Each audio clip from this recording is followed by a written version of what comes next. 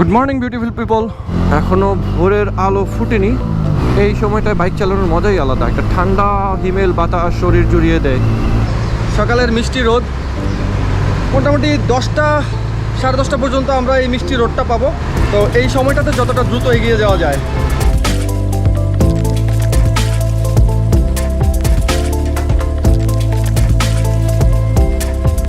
এই আসাম বস্তি ব্রিজ, আমার নিচেই হচ্ছে কাপ্তাই লেকের একটা অংশ। আমরা এখন মেঘের মধ্যে দিয়ে যাচ্ছি।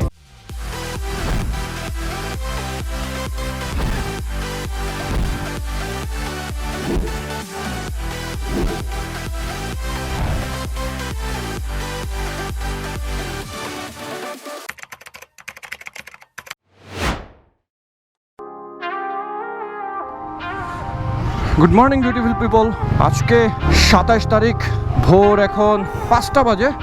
আমরা ট্যাঙ্কি টপ আপ করে এখন সোজা রওনা হচ্ছি কাশপুরের উদ্দেশ্যে। সেখানে আমাদের আরও 2 বাইকার ভাই আসবে।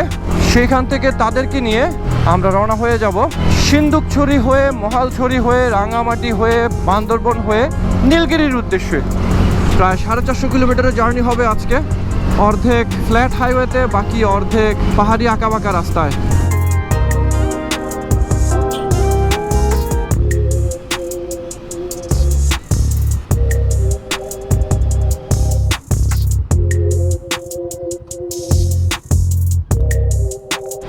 এখন অপেক্ষা জুয়েল ভাইদের জন্য। জুয়েল ভাইরা গাজীপুর থেকে আসবে।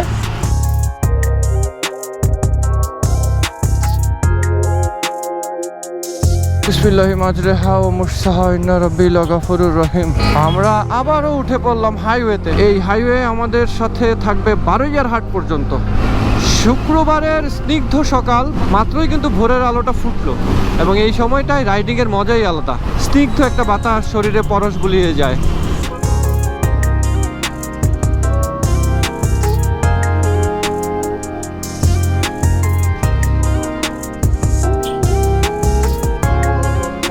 আমরা চলে আসলাম মিয়ামিতে। এই হাইওয়েতে যতগুলো হাইওয়ে রেস্টুরেন্ট আছে তার মধ্যে এটা অন্যতম। আমরা খুব একটা দেরি করবো না, ঝটপট এখানকার খিচুড়িটা খেয়ে আবার রওনা হয়ে যাব। আমাদেরকে রাস্তায় ম্যাক্সিমাম টাইম সেভ করতে হবে।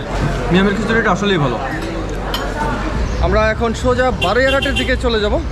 বারৈয়ারহাট থেকে আমরা পাহাড়ি রাস্তায় প্রবেশ করব। সকালের মিষ্টি রোদ, মোটামুটি 10টা সাড়ে 10টা পর্যন্ত আমরা এই মিষ্টি রোদটা পাবো। তো এই সময়টাতে যতটা দ্রুত এগিয়ে যাওয়া যায়।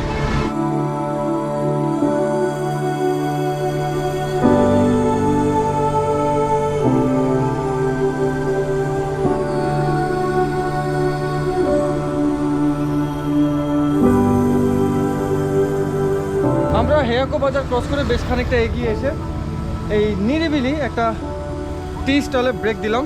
অনেকক্ষণ ধরে চালাচ্ছি, তো ভাবলাম যে একটু চা খেয়ে নেওয়া যাক। আর সাথে একদম খাঁটি অর্গানিক পাহাড়ি কলা। পাহাড়ে আসলে এই জিনিসটা আমি প্রচুর খাই, এইটা আর হচ্ছে পেঁপে।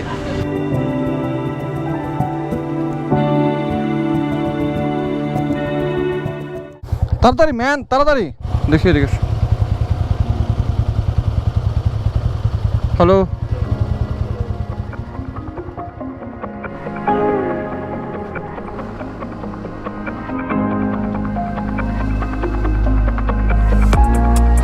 এটা হচ্ছে রামগড় চা বাগান। এখন পাহাড়ে অনেক চা বাগান হয়েছে। চট্টগ্রামের ফটিকছড়ির দিকে বেশ কিছু চা বাগান আছে, তার মধ্যে এই রামগড়ের এই চা বাগানটা বেশ পুরনো। স্পেশালি বর্ষাকালে এই চা বাগানটা একদম সবুজ বর্ণ ধারণ করে।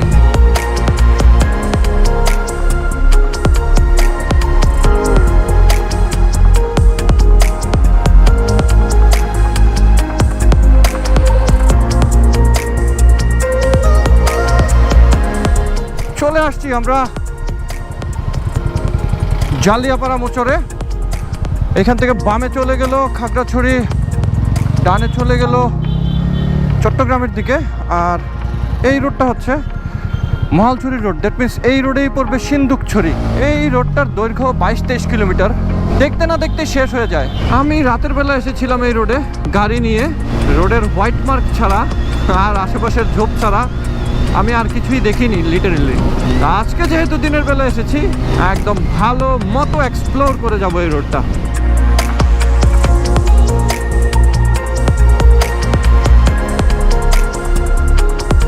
What a view!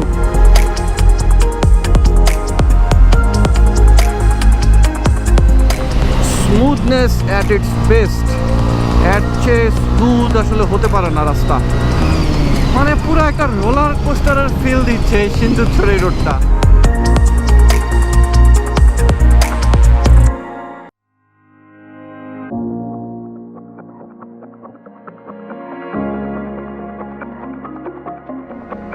সিন্দুকছড়ি বাজার, আমরা সিন্দুকছড়ি বাজারটা ক্রস করলাম।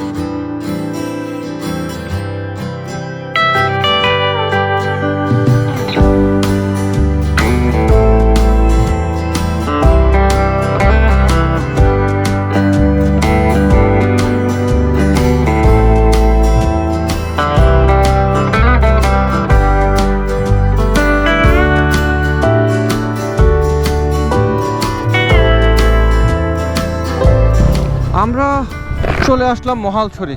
এইখান থেকে বামে চলে গেল খাগড়াছড়ি, প্রায় 30 কিলোমিটার্স, আর ডানে হচ্ছে রাঙামাটি, প্রায় 40 to 45 কিলোমিটার্স।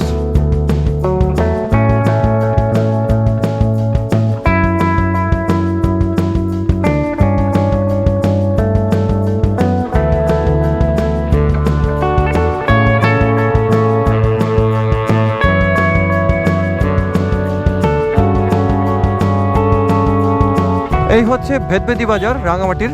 রাঙামাটি মূল শহর থেকে কিছুটা আগে এই রাস্তা দিয়ে আসাম বস্তির রোড হয়ে আমরা সেই কাপ্তাই লেক ঘেঁষার রোড ধরে চলে যাব কাপ্তাই।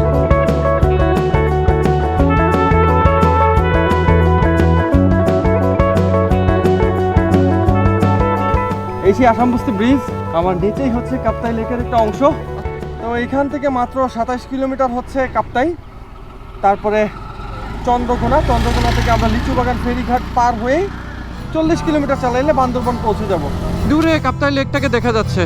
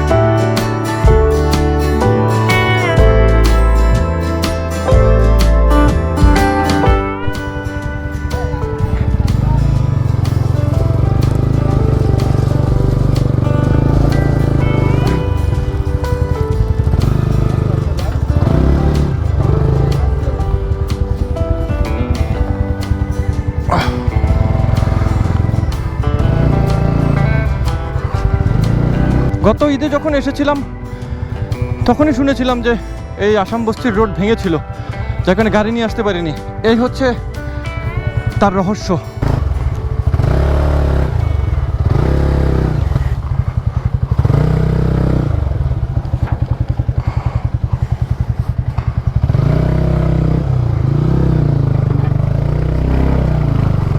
রাস্তা একেবারেই দুই খণ্ডে বিভক্ত হয়ে আছে। আমার সেটার ব্যাগস কীভাবে যে পার হইলাম, খুব কষ্ট হয়েছে।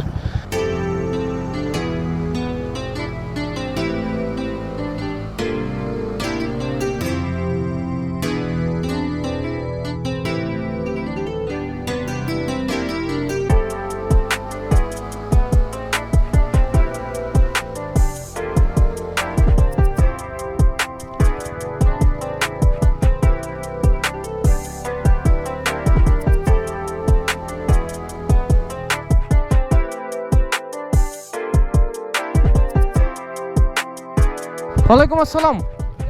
ঢাকা থেকে একসাথে 5টা বাইক 7 জন। হ্যাঁ ওকে ওকে। দেখতে দেখতেই আমরা চলে আসলাম কাপ্তাই। বাজে 3:25। আমরা কাপ্তাইতে খাওয়া দাওয়া করব। এই রেস্টুরেন্টের নাম হচ্ছে ফ্লোটিং প্যারাডাইস, আর এটার দায়িত্বে আছেন সোহেল ভাই। কাপ্তাই আসলে এটি আমার খুব পছন্দের একটি জায়গা। এখানে বেসিক্যালি আমরা দুটা জিনিস খাই, এক হচ্ছে লেক ভিউ আর 2 হচ্ছে খাবার। আমরা এখন লাঞ্চ করব। লাঞ্চ করে সোজা লিচু বাগান ফেরি পার হয়ে বান্দরবন হয়ে আমরা নীলগিরি চলে যাব। আমাদেরকে যেভাবেই হোক 5টা 5:30টার মধ্যে ওয়াই জংশন ক্রস করতে হবে।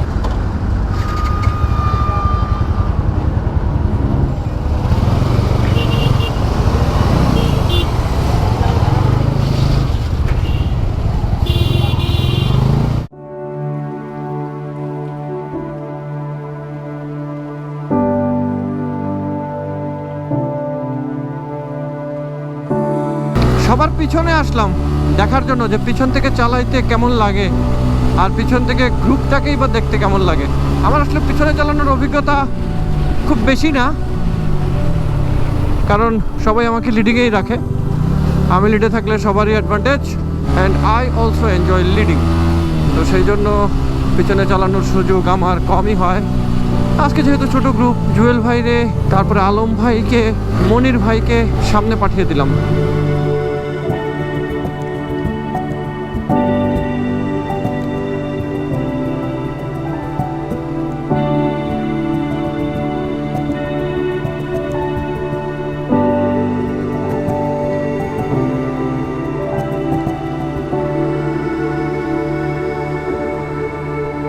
ছয়টা 1 আমরা বান্দরবন। এই হচ্ছে বান্দরবন ব্রিজ সাঙ্গুর উপরে, এবং বান্দরবনবাসীর জন্য এটা একটা রিক্রিয়েশনাল প্লেস।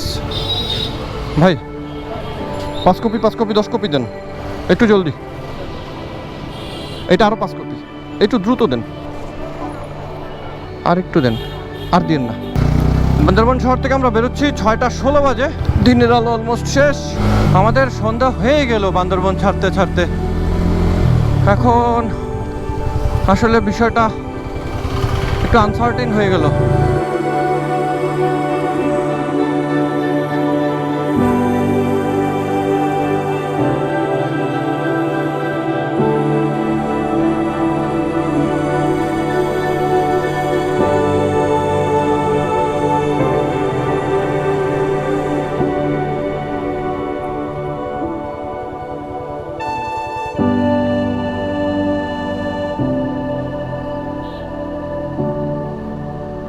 আলহামদুলিল্লাহ আমরা ওয়াই জংশনের এন্ট্রি কমপ্লিট করতে পেরেছি।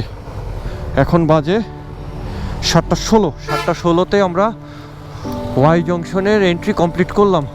এখানে যে দায়িত্বপ্রাপ্ত ছিলেন উল্টা সিধা আর অন্যরকম কোনো কোয়েশ্চেন করেননি, জাস্ট কোত্থেকে আসছি, যাব কোথায়, আর হচ্ছে আইডি কার্ড মিলিয়ে দেখলেন নাম অনুযায়ী, ব্যাস।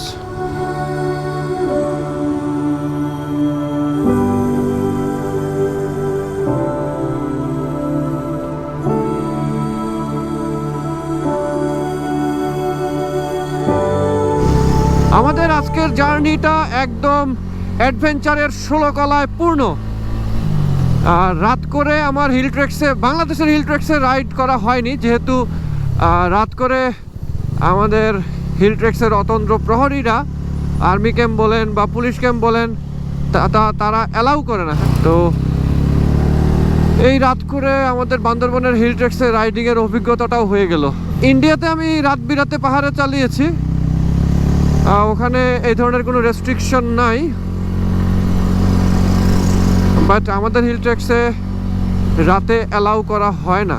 চেক পয়েন্টগুলোতে গাড়ি যাতায়াতের ব্যবস্থা থাকে না রাতের বেলায়।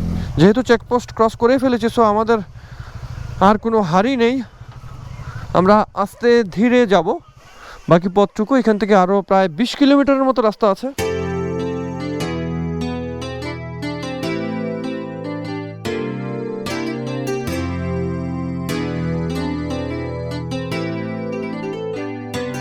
ওয়াও, আমরা আবারও ঢুকে পড়লাম মেঘের চাদরে।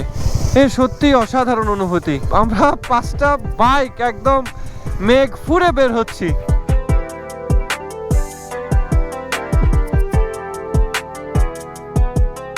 এই যে ক্যাফে নীল, মেঘে ছেয়ে আছে আমাদের cafe Neel. They are waiting for us. আমাদের রাতের খাওয়া শেষ। এই হচ্ছে তাদের ডাইনিংটা। এই পাড়াটার নাম হচ্ছে কেপ্রু পাড়া। আর এই হচ্ছে রুমের ভিতরের অ্যারেঞ্জমেন্ট। এই হচ্ছে ওয়াশরুম, বেশ বড়। এখানে আমার সবগুলো গেজেট চার্জার দেওয়া হয়েছে এবং এই একটা মাল্টিপ্লাগ থেকে এখানকার সবগুলো ডিভাইস চার্জ করা হচ্ছে। এখানে আছে 6টা ইউএসবি আর 3টা পাওয়ার সকেট। এটা আমি পেয়েছি চট্টগ্রামের সেল ক্যাফে থেকে। রূপম ভাই এই জিনিসটা আমাকে দিয়ে বলেছেন, ভাই একটা জিনিস দিলাম, জিনিসটা বেশ হ্যান্ডি। তো আজকে রাতে আর কথা না, সারাদিন অনেক রাইড হয়েছে। প্রায় 450 কিলোমিটার রাইড করেছি আমি ঢাকা থেকে। লাস্টের 250 কিলোমিটার ছিল একেবারেই পাহাড়ি। তো কন্টিনিউয়াস 250 কিলোমিটার পিলিয়ন নিয়ে স্যাডেল ব্যাগ নিয়ে রাইড করাটা বেশ চ্যালেঞ্জিং ছিল, বাট রাইডটা আমি এনজয় করেছি। তো এখন ঘুমাবো। শুভরাত্রি, ভালো থাকবেন। মাঝে মাঝেই চুলার মতো মেঘ এসে আমাদেরকে একদম ঘিরে ফেলছে। শেষবারের মতো বিজিবি ক্যাম্পে এন্ট্রি করতে হবে, করে তারপরে আমরা বোট নিয়ে চলে যাব রাজা পাথরের উদ্দেশ্যে।